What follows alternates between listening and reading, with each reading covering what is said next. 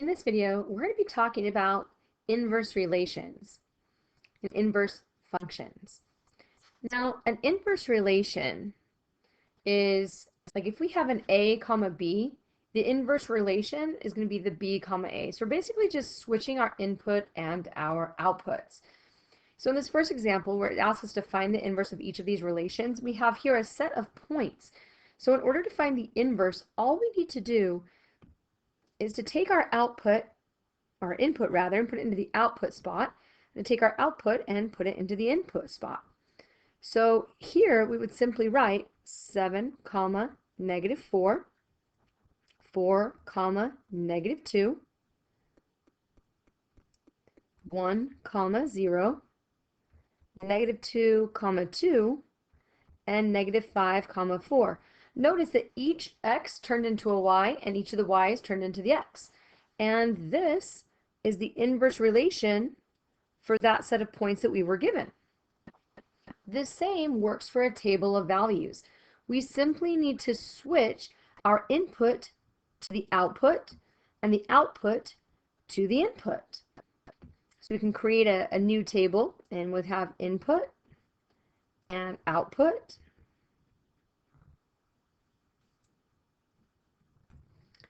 And we would have our negative 1 here and our 5 here. So basically we would take all the outputs and put them into all of the input spots, and take all of our inputs and put them into all of the output spots. And we now have just created our inverse relation for our table of values that we were given.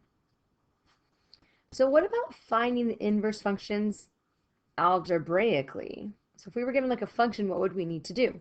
Well, first we would set the y equal to our f of x. Basically what we're saying is that f of x is the same thing as y. Then we would switch the x and the y in the equation, and we would finish by solving the equation for the y. Let's go ahead and let's do a couple of these and see what exactly it's asking us. So we're going to be finding the inverses of f of x equals 4x minus 9 and y equals negative 3/2 x plus 5. So again, our first step is to take that f of x and to turn it into a y. So we'll do that. The second step says to switch the x and the y. And so this is going to become an x equals 4y minus 9. And then our third step is to get the y by itself. So to do that, we would add 9 to both sides, which would give us x plus 9 equals 4y. And then we would divide both sides here by 4. Let's move this up a little bit so we have a little more room to see what's going on.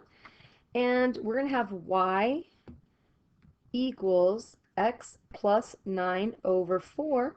And that is our inverse. We can actually rewrite this again with our function notation. So f of x, or rather it won't be f of x, it'd be f inverse of x equals x plus 9 over 4. And it can also be written as the inverse of x over 4 plus 9 over 4. Those mean the same thing. And so this would be our solution. Now if we take a look at letter B, it doesn't have an f of x. It already has the y. So step 1 has already been done for us. We can go straight to step 2 where we switch the x and the y. And so what we're going to have is that x equals a negative 3/2 y plus 5. And now we want to try and get that y by itself. So we'll subtract 5 from both sides, which gives us x minus 5 equals a negative 3/2 y. And now we need to get rid of that negative 3/2. So we're going to multiply both sides by the reciprocal, which is a negative 2/3. So that's going to cancel out our negative 3/2 and our 2/3 on the right. And now we're just going to simply distribute. So we will distribute our 2/3 here, or we could even leave it. So we might even say that we have y equals a negative 2/3 times x minus 5. That might be one way to write it. But another way to write it would be that y equals, this is where we're going to distribute in that negative 2/3. We'd have a negative 2/3 x plus 10/3. Because negative 2/3 times the negative 5 is a positive 10/3.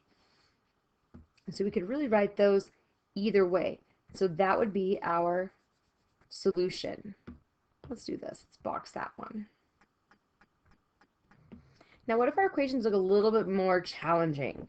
Let's say something like this, where we have f of x equals a negative x squared, where x has to be less than 0, and y equals the square root of x plus 2.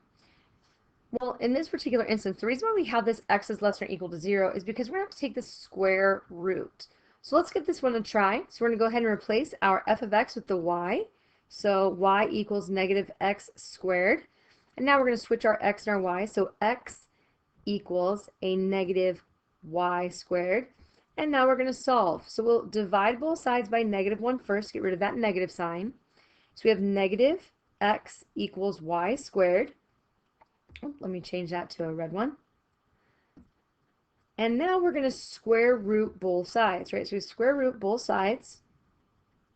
And that leaves us with y equals the square root of negative x.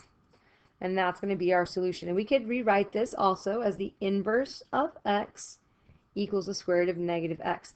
And we're allowed to have the negative on the inside there, which normally we're not allowed to have because we're told that x is less than or equal to 0. And so if x is going to be a negative, then technically we have a negative and a negative on the inside there, which is a positive. And so that's okay. Now for problem B, step 1's already done, so we just need to switch our x and our y. So x equals the square root of y plus 2. And so to solve this one, we need to begin by squaring both sides, which gives us x squared equals y plus 2. And from here, we'll simply subtract 2 from both sides, and that's going to give us that y equals x squared minus 2, and we are finished. So it works for even complex fractions. So how can you tell visually? Well, visually, we use something called the horizontal line test. All right, so what is the horizontal line test, right? So the horizontal line test is very, very similar. So sometimes we call this the HLT. It's very, very similar to the vertical line test, which sometimes is known as the VLT. So on the vertical line test, what is we would take let me get rid of that, a vertical line, like the one you see here, and we would move it from left to right.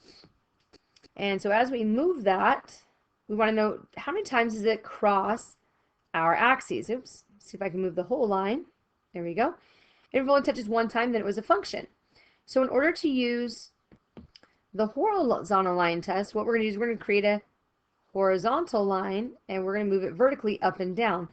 And so if our horizontal line touches the function twice, then its inverse will not be a function. Okay? So let's go ahead and let's give this a try. So this first one, we can see right away that it touches it 2 times, so this tells us that it will not be a function. And when we say not a function, we mean that the inverse is not a function because it fails the horizontal line test, right? All right, and then here, that one looks pretty good. Looks like it's only going to touch 1 time. So the inverse, let's see if I can spell that right.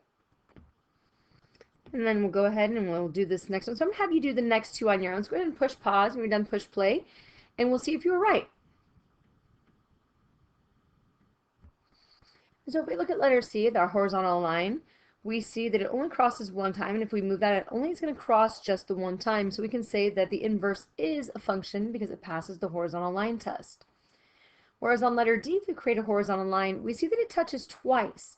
So the inverse is not a function because it fails that horizontal line test.